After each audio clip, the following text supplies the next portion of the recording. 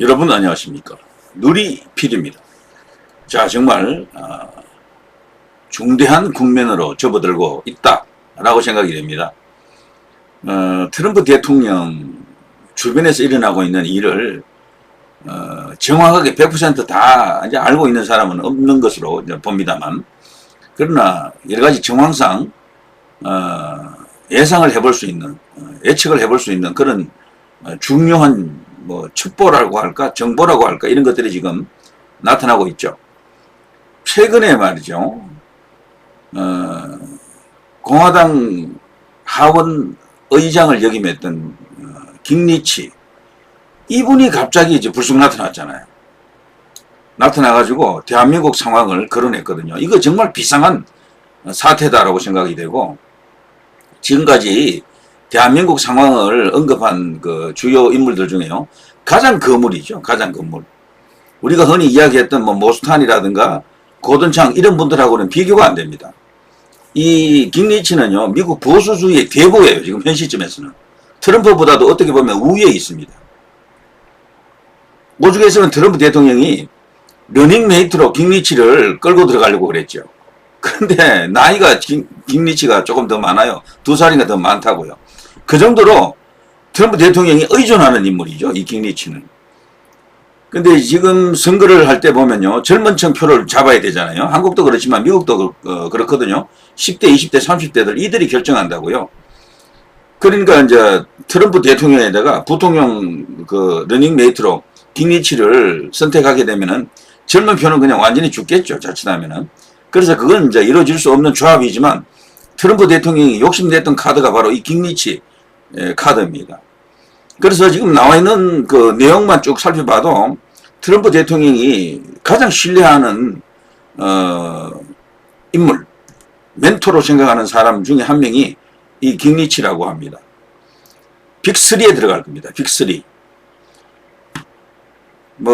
미국 우선주의 정책연구소라든가 이런 데 가면 의장이 있고 부의장이 있고 이렇지 않습니까? 그리고 스티브 배넌이라든가 등등 이런 트럼프 대통령의 측근 그룹들이 있어요. 거기에 이제 지난번에 한국에 왔던 부정선거 이제 이렇게 규명운동가라고 해야 되겠죠. 대한민국 이제 이 대선 모니터링을 했던 4명, 모스탄을 비롯한 그 4명, 존 밀스테링 등등 말이죠. 이런 사람들도 중요한 역할을 하고 운동을 하고 있죠. 그렇지만 정치적 레벨, 위상 이런 걸 이제 놓고 비교해 보면 비교 불가합니다. 깅리치하고 그 사람들하고는 게임 자체가 안 돼요. 근데 이 깅리치가 갑자기 나타났잖아요. 이건 굉장히 중요한 이야기입니다, 이거. 미국 보수 거물 깅리치. 현존 살아있는 사람들 중에는 이분이 가장 거물일 거예요. 이분이 가장. 존 맥케인도 있었고 여럿 있죠. 있지만 부시 대통령도 지금 살아는 있죠. 그렇지만 보수주의 정통의 그 맥락으로 볼 때는요, 이분을 제가 볼 때는 가장 큰 영향력을 가진 인물로 이제 보는 게 맞다라고 봅니다. 왜 그런가 하면요, 미국에서 대공황 이후에 공화당이 하원을 장악했던 적이 없어요. 하원 의장이 한 분도 안 나왔다니까? 무려 40년 동안 하원 의장은 민주당이 다 했어. 그거를 깬 최초의 인물이 이분이죠. 레이건 대통령 지나고, 그리고 아버지 부시 대통령 지나고, 그 다음에는 클린턴으로 가잖아요, 정권이.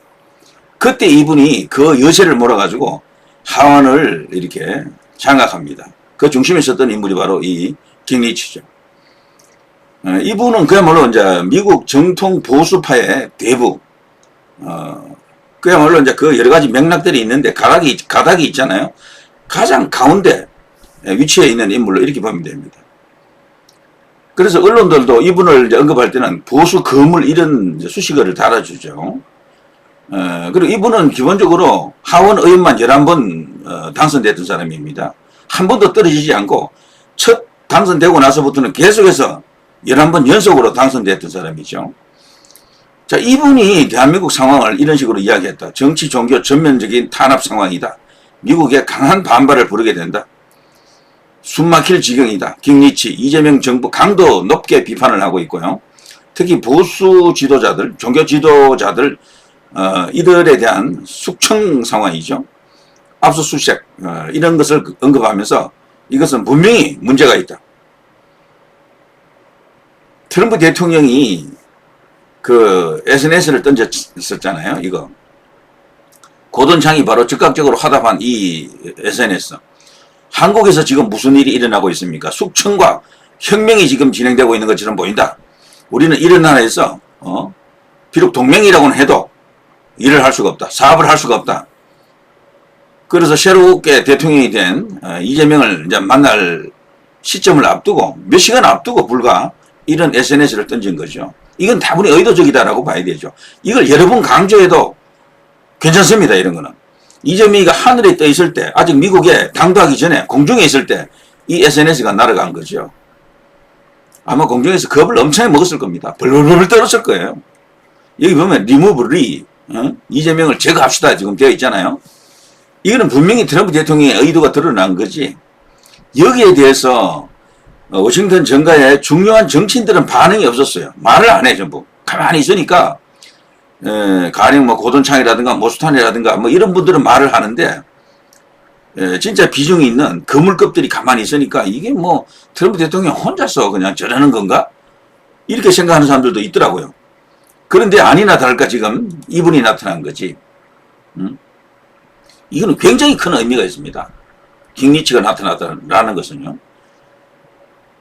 현재 살아있는 공화당 쪽의 인사들 중에 트럼프 대통령과 손을 잡을 수 있는 인사들 중에는 이분이 가장 거물이다. 부시 대통령은요. 살아있는 아들 부시 대통령 있잖아요. 그 사람은 트럼프 대통령하고 관계가 안 좋아요. 심지어는 대선에서 트럼프를 지지하지도 않았어. 민주당을 지지했다니까. 가장 거물은 이 사람이에요. 무조건. 이 사람이 이렇게 나타났다라는 것은 굉장히 큰 의미가 있습니다. 근데 이분이 그런 발언을, 그런 주장을 한 게 어딘가 하면 이 워싱턴 타임스라고 하는 이 신문입니다. 여기다가 그걸 기고를 했죠. 그 내용을 기고를 했습니다. 워싱턴 타임스입니다, 이게. 뭐 트럼프 대통령 이야기도 많이 나오고 뭐 그렇습니다. 근데 이 워싱턴 타임스가 어떤 신문인지를 좀 알아볼 필요가 있는데요. 바로 이거죠. 워싱턴 타임스. 1982년에 설립이 됐으니까 벌써 꽤 오래됐네요. 창업자가 바로 통일교의 문선명이라는 인물입니다. 이 문선명이라는 인물은 그리고 통일교라고 하는 이 종교는 한국에서는 그렇게 큰 영향력이 있다라고 저는 안 봐요. 신자 수도 그렇게 많지 않다라고 봅니다. 그러나 이 통일교의 주력은 일본하고 미국에 있죠. 일본이 가장 큰 통일교 자산과 신자가 있을 겁니다. 미국도 상당히 많고요. 이 워싱턴 타임스는 통일교 소유의 언론이죠. 여기에 기고한 겁니다. 여기에. 근데 지금 한국에서 어떤 일이 일어나고 있습니까? 킹리치가 왜 다른 언론도 아닌 워싱턴 타임즈에 이런 걸 기고했을까? 저는 이게 통일교 커넥션에 지금 움직이고 있다고 보거든요. 통일교는 기본적으로 정재계 주요 인사들과 계속해서 꾸준한 어떤 그 관계를 맺어온 그런 집단입니다. 여기는. 종교 집단이면서도 일종의 정치적 어떤 그런 행동도 많이 했죠. 좌파는 아닙니다. 근데 절대로.